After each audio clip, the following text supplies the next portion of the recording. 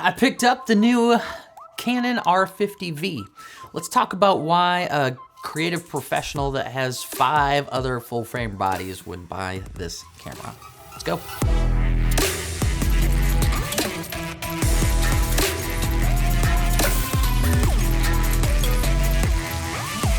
Well, hi there, my name is Tony and I'm a filmmaker and a photographer in the St. Louis area. I'll give you a little background of what kind of content I create before we start talking about this camera. Now, I do weddings, which I'll have teams up to 4 or 5 people, and then I also have a creative company that does videos for brands, for social media, for all sorts of different things. So I am constantly creating content for people, which is great. Now, this camera, how does this fit in when I already have 3 R5Cs of R5 Mark II and then the OG R5? I've got all sorts of these full frame bodies that I just love, and I am all in on Canon. But I bought this guy for a very specific reason, and I want to talk to you about it. Now, one of the things that makes this camera very unique is this new little V on here, which I'm excited about, the V series. And I heard Canon mention at some point that this is just the beginning. So I'm curious, where is Canon gonna go with this V series? So I decided I'm just buying one of these things. I've always been a fan of the R50. If you're getting into photography, that is the camera that you need. You need to get the R50. That's the first one that's a little bit better than your iPhone photo. You're gonna step up, you're gonna learn how to use actual camera skills. You're gonna be able to swap out lenses, things like that. This, if you want to get into video, I think is the next camera. So I bought it because I wanted to use it for professional jobs, and I'll talk to you about how I do that. But I also wanted to experiment with what does it mean for it to be a video-centered camera from Canon. Now, the R5C is my absolute favorite camera. I love that camera. I was a big fan of the R5 until I bought that R5C, and then I just fell in love with it, and I wish that I would have bought it the day that it came out. Now, they did several iterations with firmwares to make it a lot better, and that made the camera what it is today, and I ain't getting rid of it. They're incredible. So I also have the R5 Mark II, and I see a lot of similar features in this that I do in the R5 Mark II. When I'm shooting on the R5 Mark II, most of the time it's just for video because there's still some things that are big hangups that I much prefer to shoot on the R5C with. That's a different video. We're talking about the R50 V today. Some of the things that I've noticed with this camera that make this one unique from the R50 are it is a lot more video centered. Now, you've probably heard a little bit about this camera if you're watching this video. It was released, I don't know, a couple weeks ago. A bunch of content creators in Hawaii doing their little selfie talkie head things, which is great. But why would somebody who has a whole line of full frame mirrorless cameras want a content creator camera? Well, for starters, it's $650. That's cheap. That's cheap. And the way that I'm planning on using this is not gonna be my A camera. It's not the one that I use forever, but it's gonna be one of my C cameras, one that's in the back of the room. I stick a 16mm on here, maybe a 14 to 35, something like that, and it kind of just captures what's happening. That will work just fine for this. Now, it does have a small battery. It has the E17, which is fine. The way that I'm gonna use it is very similar to the way that I used my R5C. I've got a whole video on how I use this with the R5C, so go make sure to check that out if you're curious how it is. The other thing is the crop sensor. You may be thinking, how are you gonna deal with the crop sensor? Well, you can still get blurry backgrounds with the crop sensor. That's not that big of a deal. And then the other thing is, what about the 4K 60 crop in even more? Well, that is a thing.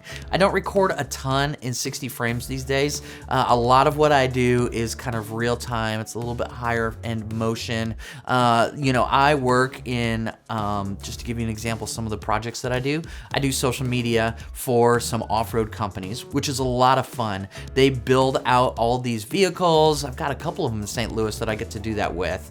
And we're telling what they're working on. We're kind of helping explain some of that stuff.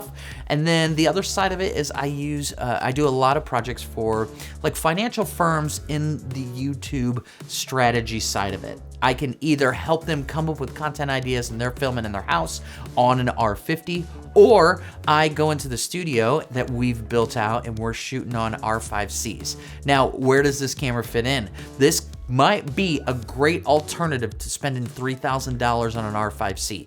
Could this be a good secondary camera? I want to test it out. I want to put it through its paces. The other reason that I bought this guy is that it's tiny. My gosh, there's times when I go on motorcycle trips to Colorado and I shoot weddings and things like that, or I just need a smaller camera that fits in a small bag so that I don't have to carry a big bag with me in the back of a Jeep while we're going out and doing trails. So I'm gonna try and see if this one will do what I need it to, capture what I need to in the level of quality that I need it to. And I think it will. Just playing around with it, I've already been able to create some really cool content, and I'm excited to share that with you. We'll get to that, I promise. A couple other things. Let's talk about some of the things that you may be thinking, gosh, that's kind of annoying. It doesn't have IBIS. Well, for me personally, I'm okay with not having IBIS. I think IBIS is really, really good for photos, but most of the time when you get into video, you don't necessarily want IBIS because it gives you that weird wobbly warpy thing. And so I'd rather have, physical lens stabilization, or stick it on a tripod or a gimbal. So stick it on a Ronin and you're good to go. You don't necessarily need that IBIS. That will be a little bit more natural looking movement. The R5C, it doesn't have IBIS, and I'm okay with that. So, okay, all of those things. This is a really cool little camera. A couple things that I found unique with this. I wanted to figure out, what does Canon mean when it says V or video series? Well, there's definitely some things that make this camera more video centric. One, has the little thing on here so that you can mount it vertically. This pops up and then you have a button right here to be able to hit the button when you're looking at the camera. That's kind of nice. I'll probably never use that. What I do what I do shoot a lot is vertical video though. I've got a mount for my Ronin. I've talked about this before. You can mount it vertically, and then what's really nice with this camera, as soon as you turn it, all the menu system starts to go vertical. Also, it has some newer codecs like the R5 Mark II, XF AVC-S, and HEVS, which are pretty nice to work with in the computer when you get into editing, and it flips the footage vertical when you're shooting vertical. So you don't have to rotate and things like that we used to have to do on some of the older cameras. I think those are really nice features that make this a little bit more video centric. Now, one thing that surprised me is when you're shooting in video, as soon as you hit record, the histogram turns off. Now, I wish it would have been waveform, but it has histogram. That's okay. It is annoying that it turns off. On the other side of it, the R5 Mark II, I almost can't use it for video because when you hit record, the waveform doesn't go away. And you can't assign it to a button to turn off and on while you're recording, which is so stupid. It's annoying. I can do that with the R5C. That camera's 3 years older. Whatever. Anyways, I'm glad that it has waveform, but you have to literally go into the menu system and turn it on and off while the camera is not recording. If I have dug through the menu system, if I'm missing something and somebody knows how to turn that off on the R5 Mark II, let me know, because that drives me nuts. Anyways, we're talking about the R50 V. It's a great little camera. I'm excited about it. They also made the dial that has all your modes very much more video centric. You've got slow and fast, you've got your shooting modes, you've got scene modes, you've got custom modes, all for video, opposed to some of the other cameras that are all for photo, and you have to then switch it internally for video. So you can set up some modes very quickly with this camera. All right, I would love to set this up. I'm gonna stick it on a Ronin and go and get some footage, and I would love to just show you what this camera's capable of and let you determine if you think that this camera is worthy of being in a professional workflow. Let's go do some shooting. All right, let me show you the setup here. We've got the R50 V on a Ronin. I think this is the 4 Pro, so it's pretty big, but one thing we haven't talked about yet is inputs and outputs. So it does have the advanced multifunction shoe, which is nice because then I can use this Canon microphone with no cables going to it. It does have a mic input and a headphone jack monitoring output, which is really nice. So if I wanted to use like a Rode mic or the lapels or whatever, I could use this.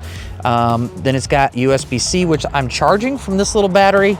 You can kind of see this. That takes care of all of my problems when it comes to battery. I am using an ND filter. We've got kind of a cloudy day today, but I'm sure we can get some really nice footage. The sun's kind of popping in and out, so nice soft light. Okay, so this is the setup we're gonna use. This is a 35mm f1.8. It is stabilized, which is a nice little lens, but I may swap it out and put some sort of telephoto on there for you too, so that we can see what that looks like. But let's go get some footage.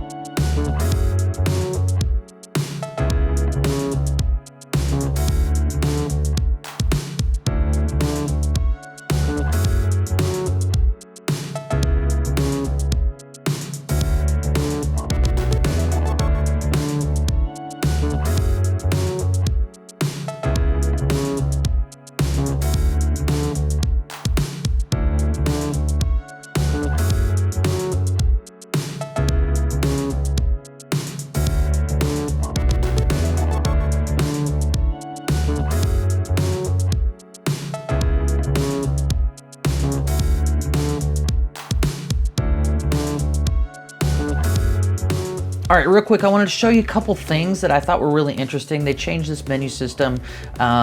You get long up. The only option you have is in 24 and 30. But if you switch it over to 4K crop, then you can see that's how you get to your 60 frames per second. Which is kind of an interesting way to set it up, but that's fine, it's whatever. One thing that I did think after shooting this, I thought was really unique, was the way that they had the Q menu system. If you're familiar with this, this is a little bit different.